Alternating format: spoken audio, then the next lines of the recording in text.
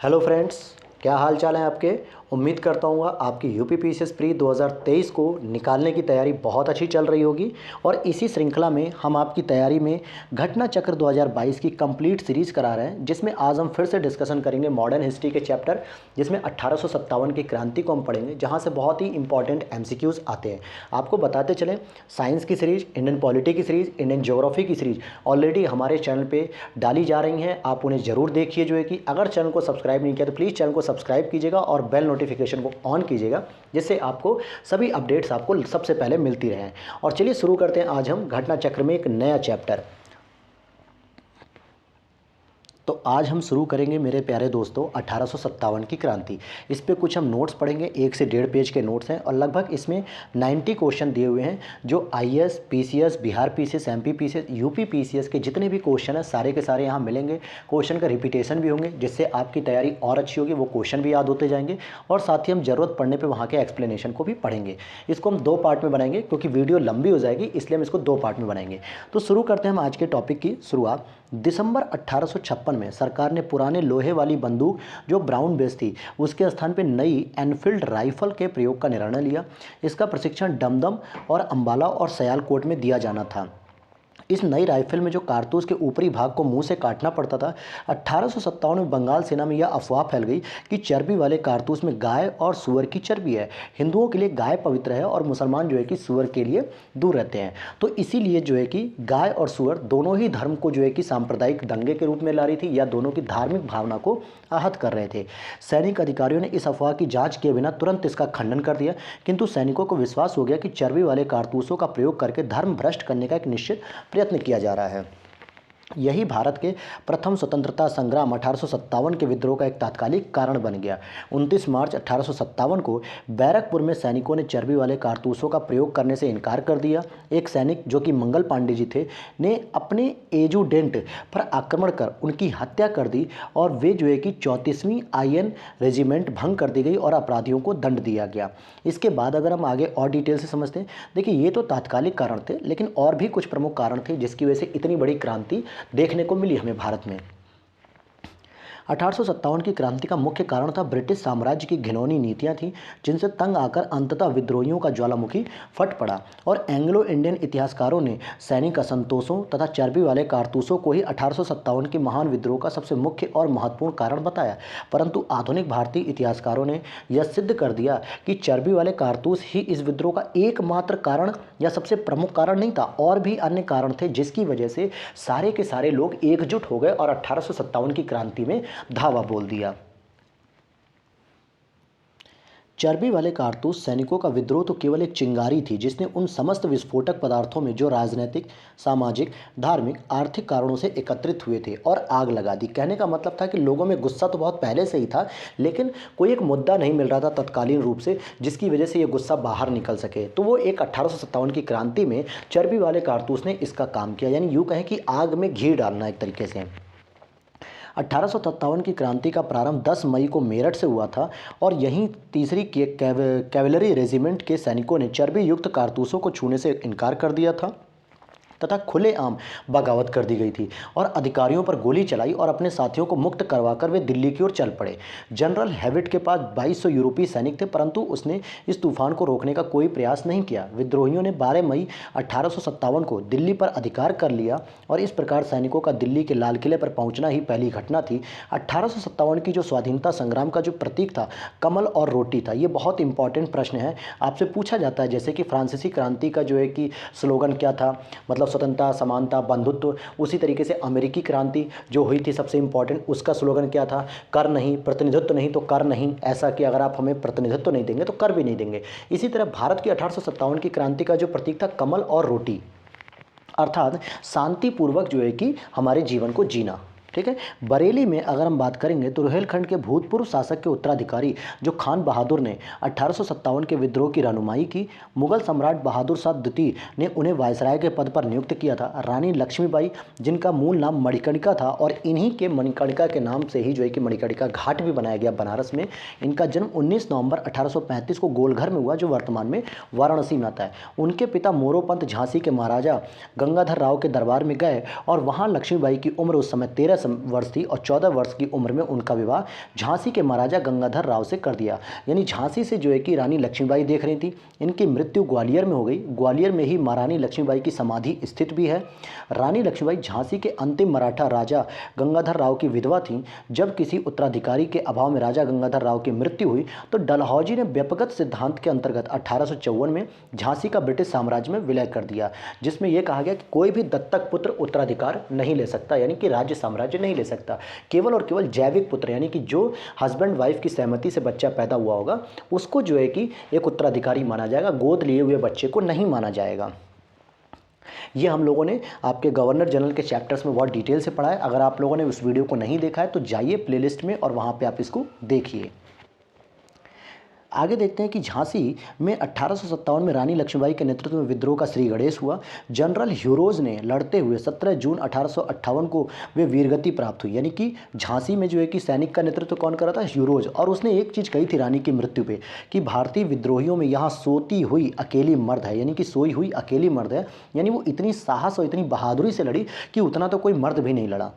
लखनऊ यानी अवध में विद्रोह का आरंभ 30 मई 1857 को हुआ। वहाँ पे नेतृत्व जो है बेगम हजरत महल के द्वारा किया गया। उन्होंने अपने अल्पवयस्क बेटे बिरजिस कादिर को नवाब बनाने की बात की थी और घोषित किया। प्रशासन की बागडोर अपने हाथ में ले ली। 21 मार्च 1858 को कैंपबेल ने गोरखा रेजिमेंट की सहायता से लखनऊ पर पुनः अधिकार कर दिया। यानी लखनऊ में कैंपबेल ने अधिकार किया, यूरोज ने झांसी में किया। कानपुर में 5 जून 1857 को नाना साहब, जिनको धोधो पंत के नाम से जानते हैं, उनको पेशवा मानकर स्वतंत्रता की घोषणा की गई और नाना साहब को सेनापति कमांडर इन चीफ इनको घोषित कर दिया गया था। और इसी के साथ तात्या टोपे से बहुत सहायता मिली थी। अजीमुल्ला खां नाना साहब के सलाहकार थे। नाना साहब के सचिव के रूप में भी इन्होंने कार्य किया। इन्हें क्रांति दूत के नाम से भी जाना जाता है। तात्या टोपे को रामचंद्र पांडुरंग के नाम से भी जाना जाता है। 1857 के भारतीय विद्रोह के वे प्रमुख नेता थे। आगे हम देख लेते हैं। फिर यहाँ पर हम देखेंगे कि 18 अप्रैल 1859 को फांसी दे दी गई थी उन्हें, जो है कि 1857 में जगदीशपुर, जो बीपीएससी वालों के लिए सबसे इम्पॉर्टेंट है, में विद्रोह की अगुवाई करने वाले कुंवर सिंह, जो बिहार के तत्कालीन शाहाबाद जिले, जो कि वर्तमान में भोजपुर जिले से संबंधित है, यहाँ की जगदीशपुर से संबंधित थे। तो बिहार से नेतृत्व कौन कर रहा था? कुंवर सिंह या कुंवर साहब कर रहे थे। असम में भी 1857 की क्रांति के समय वहाँ के दीवान मणिराम दत्त ने वहाँ के अंतिम राजा के पौत्र कंदपेश्वर सिंह को राजा घोषित करके इस विद्रोह की शुरुआत की, परंतु शीघ्र ही विद्रोह का दमन करके मणिराम को फांसी दे दी गई। आउवा के ठाकुर कुशल सिंह ने 1857 की क्रांति में अंग्रेजों और जोधपुर की संयुक्त सेना को पराजित कर दिया। मौलवी अहमदुल्ला शाह ने फैजाबाद, जो आपका वर्तमान में अयोध्या फैजाबाद वाला क्षेत्र है यूपी में, 1857 के विद्रोह को अपना नेतृत्व प्रदान किया। ये अंग्रेजों के सबसे कट्टर दुश्मन थे। वह मूलतः तमिलनाडु में अरकाट के रहने वाले थे, परंतु बाद में वो आकर फैजाबाद में आकर बस गए और यहीं पर इन्होंने इस क्रांति का, विद्रोह का जो है कि नेतृत्व किया। उन्होंने भारत के विभिन्न धर्म अनुयायियों का आह्वान करते हुए कहा, सारे लोग काफिर अंग्रेजों के विरुद्ध खड़े हो जाओ, उन्हें भारत से बाहर खदेड़ दो। इनके बारे में अंग्रेजों ने कहा कि वह अदम्य साहस के गुणों से परिपूर्ण और दृढ़ संकल्प वाले व्यक्ति तथा विद्रोहियों में सर्वोत्तम सैनिक थे। जिस प्रकार से ह्यूरोज ने लक्ष्मीबाई के लिए कहा था कि वो पूरे के पूरे विद्रोह में अकेली मर्द थी, उसी तरीके से अहमदुल्ला साहब के बारे में भी अंग्रेजों ने कहा कि वो अदम्य साहस से परिपूर्ण व्यक्ति थे और विद्रोहियों में सर्वोत्तम सैनिक थे। आगे देखते हैं। 1857 के विद्रोह को मिर्जा गालिब ने स्वयं अपनी आंखों से देखा था, जिनका जन्म 27 दिसंबर 1797 को आगरा में हुआ था और मृत्यु 15 फरवरी 1869 को दिल्ली में हुई थी। 1857 के स्वतंत्रता संघर्ष में ग्वालियर के सिंधिया ने अंग्रेजों की सर्वाधिक सहायता की। यह प्रश्न पूछा जाता है कि निम्नलिखित में से किस राजवंश ने अंग्रेजों की सहायता की? तो सिंधिया ने की थी। यूरोपीय इतिहासकारों ने ग्वालियर के मंत्री सर दिनकर राव और हैदराबाद के मंत्री सालारजंग राजभक्ति की बहुत सराहना की थी। संकट के समय कैनिंग ने कहा था कि यदि सिंधिया भी विद्रोह में सम्मिलित हो जाए तो मुझे कल ही बिस्तर गोल करना होगा। यानी कि सिंधिया के पास इतनी ताकत थी, सिंधियों के पास, कि अगर वो चाहते तो ग्वालियर में बहुत अच्छा नेतृत्व करते अंग्रेजों को हराने में, लेकिन सिंधिया अंग्रेजों से मिल गए। 1857 के विद्रोह बहुत बड़े क्षेत्र में फैला हुआ था। इसे जनता का व्यापक समर्थन भी प्राप्त था। फिर भी पूरे देश को या भारतीय समाज के सभी अंगों वर्गों को यह अपनी लपेट में नहीं ले सका। दक्षिणी भारत और पूर्वी और पश्चिमी भारत के अधिकांश भागों में यह नहीं फैल सका। जैसे एग्जाम्पल में आप देख सकते हैं कि किसने 1857 क्रांति का विद्रोह नहीं किया बल्कि अंग्रेजों का साथ दे दिया। जैसे ग्वालियर के सिंधिया, इंदौर के होलकर, हैदराबाद के निजाम, जोधपुर के राजा, भोपाल के नवाब, पटियाला, नाभा और जिंद के सिख शासक और पंजाब के दूसरे सिख सरदार, कश्मीर के महाराजा तथा दूसरे अनेक सरदारों और बड़े जमींदारों ने विद्रोह को कुचलने में अंग्रेजों की सक्रिय सहायता की। तो इतने सारे लोगों ने अंग्रेजों की सहायता की थी इस विद्रोह को कुचलने में। तो यह प्रश्न भी पूछा जाता है। गवर्नर जनरल कैनिंग ने बाद में टिप्पणी की थी। क्या टिप्पणी की थी? आइए देखते हैं इसको हम, कि इन शासकों तथा सरदारों ने तूफान के आगे बांध यानी कि तरंग रोधक की तरह काम किया, वरना यह तूफान एक ही लहर में हमें बहा ले जाता। 1857 के विद्रोह में शिक्षित वर्ग ने कोई रुचि नहीं ली। जो मध्यम वर्ग था वह इस महासमर की असफलता के प्रमुख कारणों में से एक था। अगर मध्यम वर्ग भी अपना सहयोग करता तो शायद जो है कि इसका स्वरूप हमें कुछ और देखने को मिलता। 1857 के विद्रोह के समय भारत का गवर्नर जनरल लॉर्ड कैनिंग था। विद्रोह के समय लॉर्ड कैनिंग ने इलाहाबाद को आपातकालीन मुख्यालय बनाया था। लॉर्ड कैनिंग भारत में कंपनी द्वारा नियुक्त अंतिम गवर्नर जनरल तथा ब्रिटिश सम्राट के अधीन नियुक्त भारत का पहला वायसराय था। आगे देखते हैं हम। तो आप यहाँ देख सकते हैं कि ये जो है कि नियुक्त भारत का पहला वायसराय भी उस समय बनता है। न्यायिक सुधारों के अंतर्गत कैनिंग ने इंडियन हाई कोर्ट एक्ट द्वारा बम्बई, कलकत्ता, मद्रास में एक एक हाई कोर्ट की स्थापना की। सामाजिक सुधारों के अंतर्गत विधवा पुनर्विवाह अधिनियम 1856 में कैनिंग के समय में ही पारित हुआ। 1857 के सिपाही विद्रोह को भारत में प्रथम स्वतंत्रता संग्राम के नाम से तथा ब्रिटेन में इंडियन म्यूनिटी के नाम से भी अभिहित किया था। इंडियन म्यूनिटी का मतलब क्या होता है? जो आर्मी या सेना के द्वारा किया गया विद्रोह था। 1857 के विद्रोह के समय बैरकपुर में lieutenant general sir John Bennet Hearsey commanding officer थे यहाँ पे बैरकपुर में, जहाँ छावनी में हुआ था। जिस समय भारत में 1857 की क्रांति हुई, विंस्कॉट पामस्टन ब्रिटेन के प्रधानमंत्री थे। यह पूछा जाता है कि क्रांति के समय प्रधानमंत्री कौन था, आज़ादी के समय प्रधानमंत्री कौन था, 1942 के आंदोलन के समय प्रधानमंत्री कौन था। ऐसे ऐसे प्रश्न बनाए जाते हैं एग्जाम में।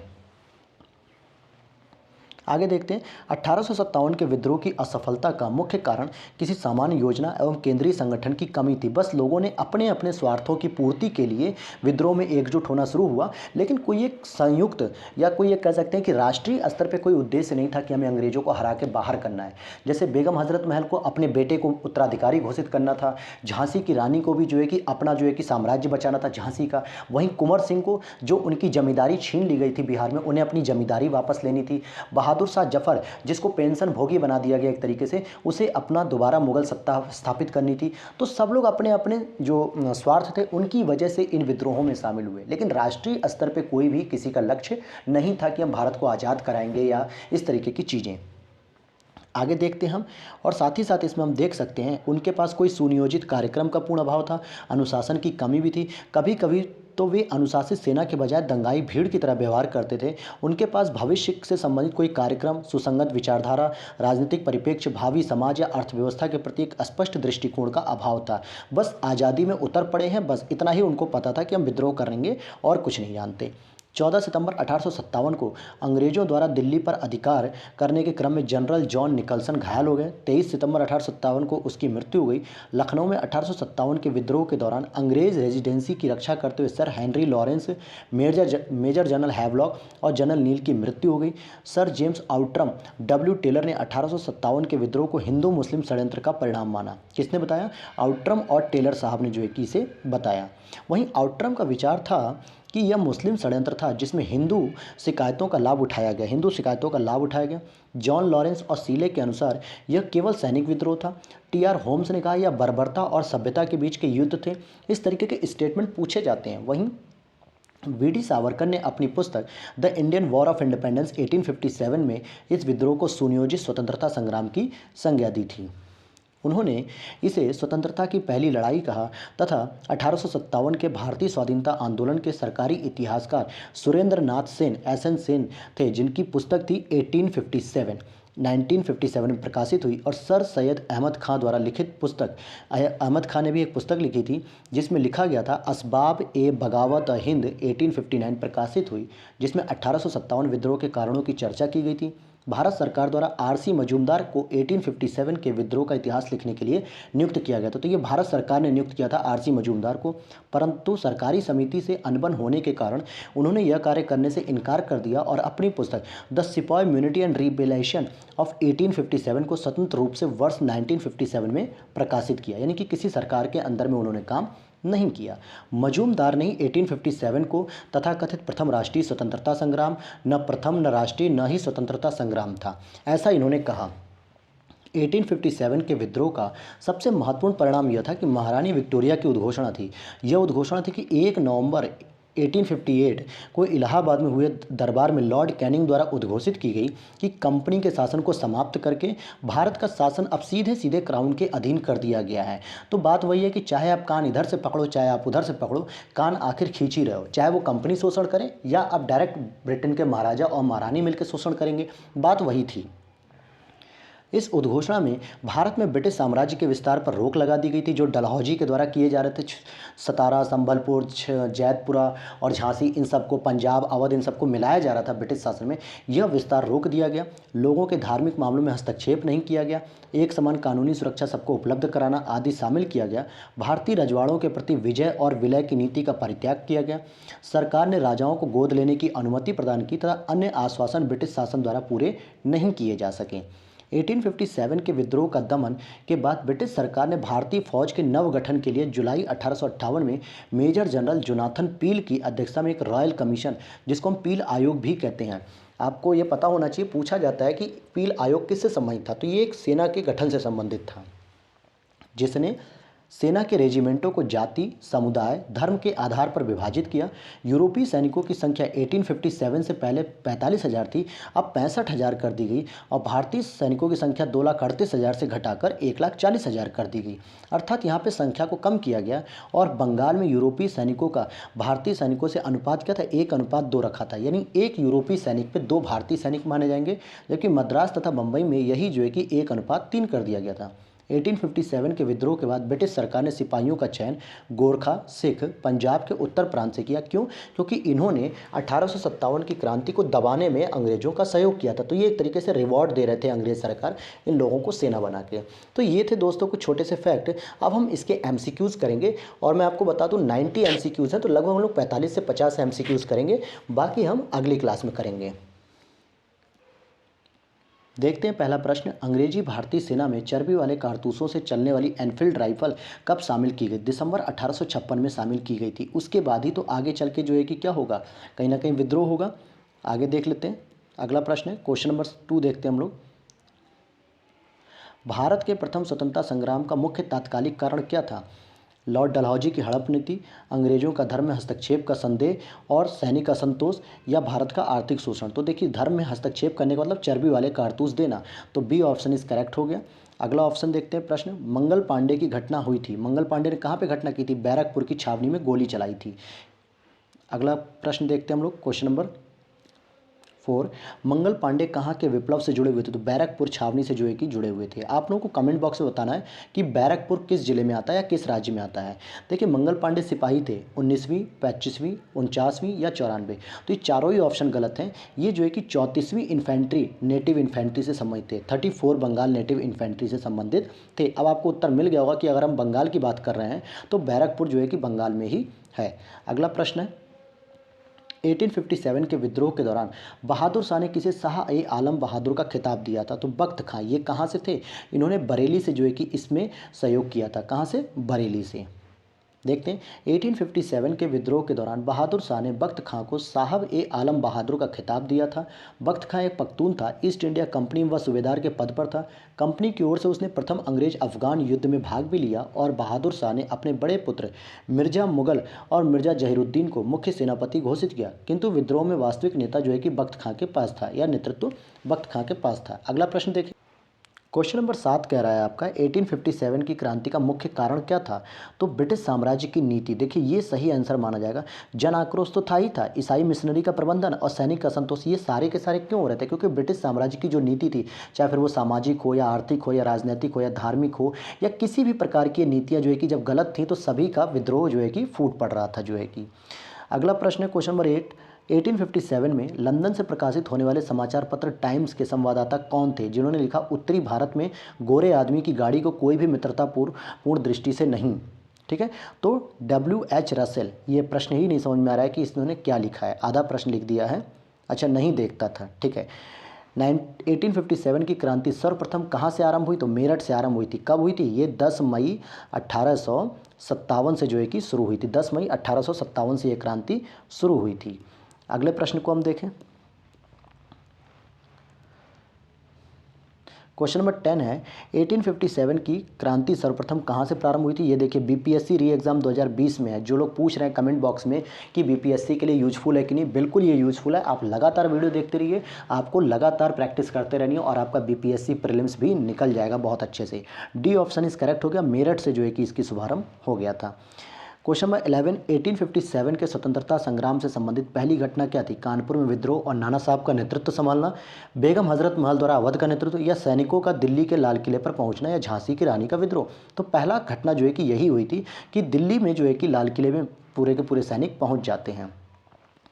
11 मई 1857 को दिल्ली में मेरठ से आए सिपाहियों के दस्ते ने मुगल सम्राट बहादुर शाह द्वितीय से यह अपील की कि सम्राट इन सिपाहियों का नेतृत्व स्वीकार करें। इस प्रकार सैनिकों का दिल्ली के लाल किले पर पहुंचना पहली घटना थी।